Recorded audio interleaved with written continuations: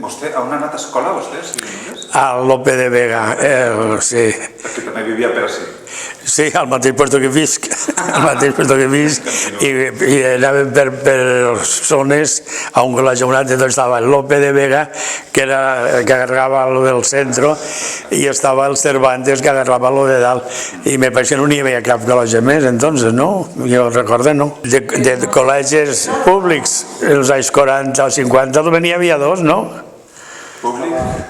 I les monges, bueno, quan eres executiu anàvem a les monges, que allí anàvem els crios infantils, però quan ja eres major, que això te donava un estatus, anaves al col·legi públic, al Lope, que això em pareixia que ho guanyava, deixava de ser monyocolpa, seria algo important.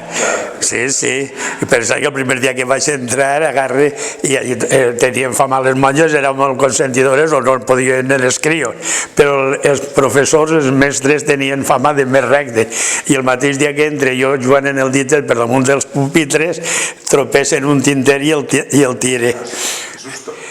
La plorera que vaig agarrar, perquè allò era quasi pa que te tacaren a la presó. Se veu que el mes se'l van plorar, me va perdonar el castig, perquè era el primer dia que plegava. Sí. Bueno, estem preguntant per joguets de la infància. Sí, la infància són dels anys 40, els 50. Pues lo que entonces se estilaba, escribir la carta als Reis, encara no n'hi havia així l'enviat, el cartero del rei, els pares tenien que anar a Castelló a tirar-ho al bussó.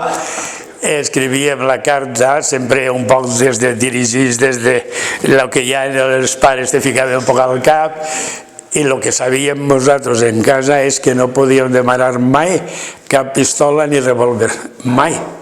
Mon pare en la vida. Això és molt modern, eh? Mon pare en la vida. Home, nosaltres venim d'una família que la guerra també va passar com va passar, que ara no és moment de comentar coses d'allà.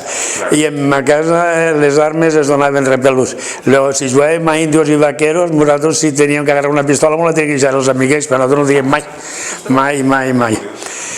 I en casa la fantasia els crios l'han mantinguda molt. Quan venia després del dia del rei, ma mare m'ho pujàvem al terrat a veure vindre la cabalgata dels reis per la muntanya, i veiem com les llumetes adelantaven, jo no sé com les veiem, però les veiem. Sí, ma mare ens feia creure que ma mare en això sempre ens ha il·lusionat molt, i ella s'ha dedicat molt a la família.